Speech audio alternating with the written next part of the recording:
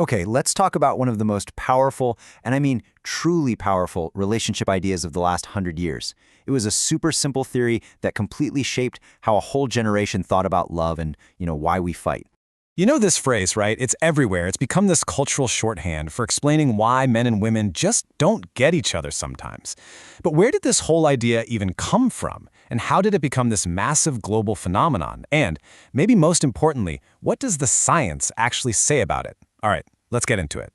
So, rewind to 1992.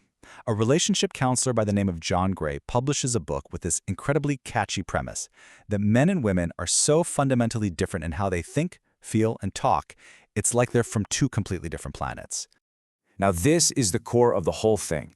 Gray's big idea was that men, the Martians, are basically hardwired to be problem solvers. When they get stressed, they retreat into their caves to figure things out. But women, the Venusians, they're different. They prioritize sharing feelings, they want empathy, and they need to talk through problems to process them. So the point was, all those fights you're having, it's not because someone's wrong, it's just a classic case of cross-cultural misunderstanding. And honestly, this was the magic of it. It was a no-blame game. All of a sudden, your partner's totally baffling behavior wasn't a personal attack on you. Nope, it was just their Martian nature or their Venusian way of being. And man, was that a comforting idea for a lot of people. So you gotta ask, why did this super simple story become such a runaway success? I mean, it was huge. Well, to get that, we have to look at the world it was born into. It was perfect timing. The early 90s were tense. A lot of the old rules for relationships were just getting thrown out the window. Gender roles were all mixed up, divorce rates were climbing, and I think a lot of people just felt totally lost, asking themselves, what is going on? Why can't we understand each other anymore? In this theory, it was like the perfect escape hatch. On one side, you had feminist critiques talking about social structures and power. On the other, you had conservatives wanting to go back to the old ways. Mars/Venus offered this easy, middle path that made no one the bad guy. It wasn't about society or power. It was just about these simple, built-in planetary differences. And wow, was the world ready to hear it. The book became an absolute global juggernaut. We're talking tens of millions of copies sold. It stopped being just a book and became the shared language that couples everywhere were using to talk about their problems. But, and this is a big but, here's where the story takes a really sharp turn. Because this incredibly popular, super compelling narrative had one giant problem. Yeah, that's the thing.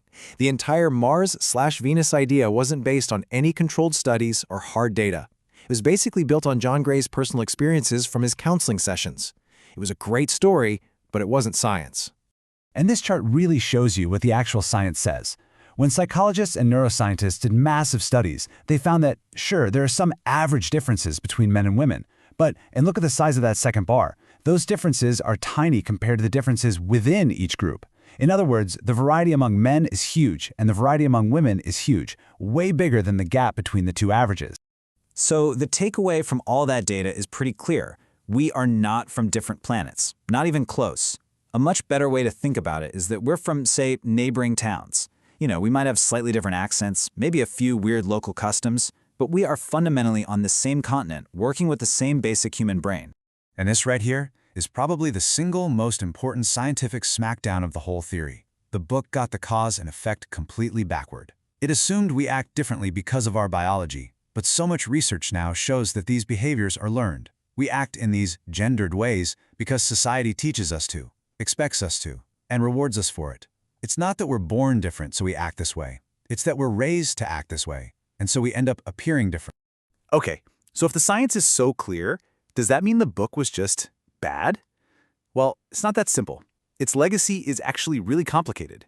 It had some genuinely good effects and some pretty bad ones too. So on the plus side, for a lot of couples, it honestly did help. It got them to stop asking who's to blame for this and start thinking, okay, we're just different. And that alone probably saved a lot of arguments. For a lot of guys at that time, it also gave them a really simple way to start talking about emotions and relationships, something that just wasn't part of the conversation for them before.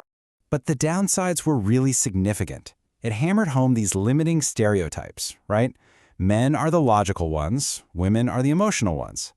And by framing all these differences as natural, it became this perfect excuse to not deal with real-world structural problems. Things like the gender pay gap or who does most of the housework, Those weren't social issues that we needed to fix anymore. They were just how Martians and Venusians are built. Which brings us to the biggest, most interesting question of all. If the theory is so shaky scientifically and even has some harmful side effects, why does the idea of Mars and Venus still have such a grip on us? Well, the answer is pretty simple. As humans, we are suckers for a good, simple story. The real world, with all its messy complexity of individual personalities, cultural influences, and social pressures, is uncomfortable. A clean, easy story like Mars and Venus just feels good. It makes us feel like we understand the world, even if that understanding is an illusion. And really, that's the whole thing in a nutshell. The Mars/Venus theory didn't get popular because it was true. It got popular because, at a moment in time when everything felt confusing, it was the exact story we were all desperate to believe. And that kind of leaves us with one last thing to think about. This whole phenomenon isn't just about relationship books, right? It happens everywhere, in politics, in business, in our own lives. We're surrounded by these powerful, simple stories. So the question to leave you with is, what other simple stories are you telling yourself, maybe without even realizing it, just because they're the ones you want to be true?